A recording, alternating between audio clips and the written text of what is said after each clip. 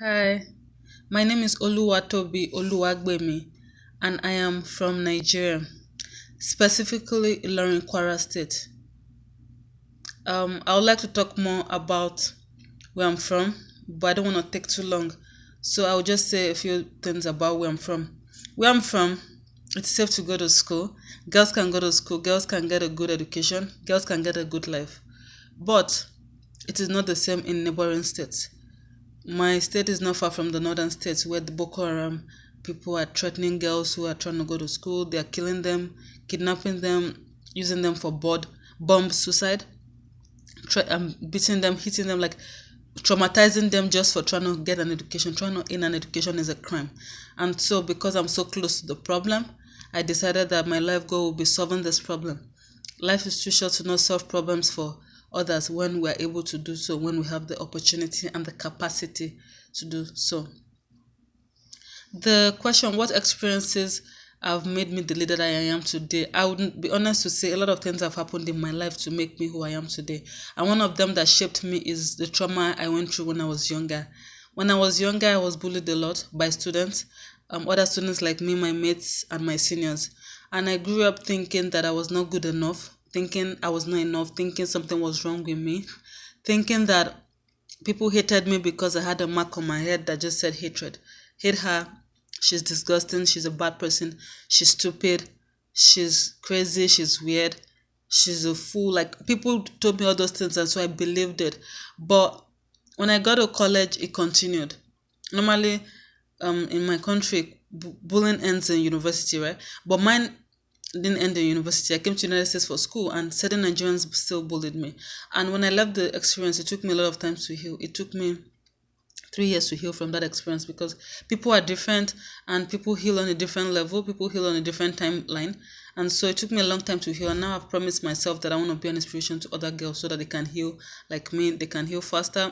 They can learn from me, not make the same mistakes I made, to be careful of who we trust and to be careful of who we invite into our lives.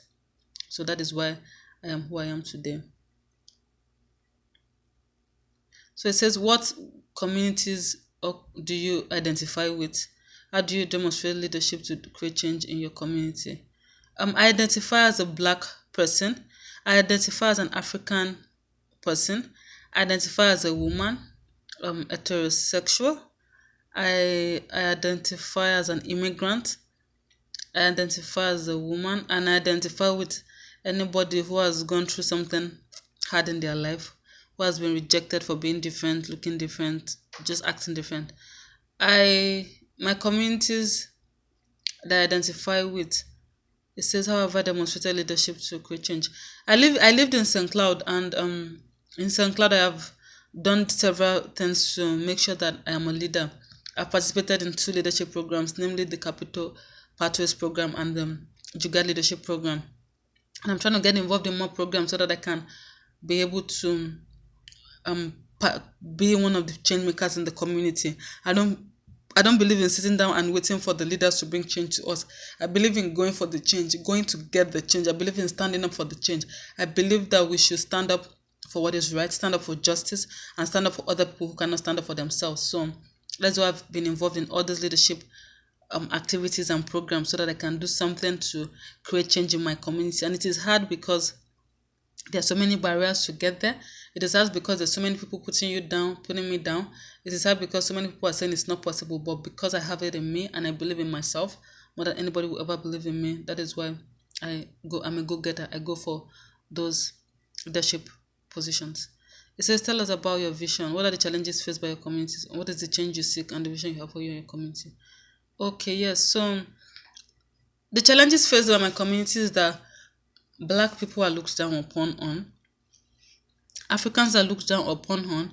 People are so ignorant about Africa. People think Africa is just a big jungle with just animals running around. Like, people don't even understand anything about Africa. They don't understand that Africa is actually a very beautiful continent with beautiful people, with beautiful landscapes, oceans, but beautiful. Just everything is beautiful in Africa, but they focus on the violence, the rape, the corruption, the negative things happening, poverty, famine, the wars, the cope the task, just focus on the bad things, and so people don't know. So my the challenges faced by my community is just change. Change is hard, and people are not willing to accept change. So change is becoming even now that change is happening, it's getting harder and harder. And those of us who are standing up for change, we are a threat to those who are not used to change. And so those who are not used to change want to bring us down, they want to put us down, they want to silence us. So that's the biggest challenge. The change I seek is just for black and white people to get along together. I want black people to get along with white people, no more blaming white people for the past and slavery. Like black people do that a lot. Black people I know are always blaming white people for slavery for and racism. They just point fingers to white people. And I also don't want white people to look down on blacks and treat them as slaves or treat them badly anymore. The change I seek is just equality, equality of everybody. Everybody should be equal. I want everyone to appreciate each other, love each other, live together in peace and harmony. That's the motto of my state in Nigeria. Peace and harmony. Living together in peace and harmony. That's what I want. I don't want people to fight each other, argue, or complain about each other or hate each other anymore. I want everybody to just be in peace and unity, because unity can never be traded for anything in this world. Unity and peace and harmony are the greatest gifts you can give any society, any community, any nation, and any country or in the world. That's the best gift that you can give. My recommendation applies to the prevention, to preventing violence.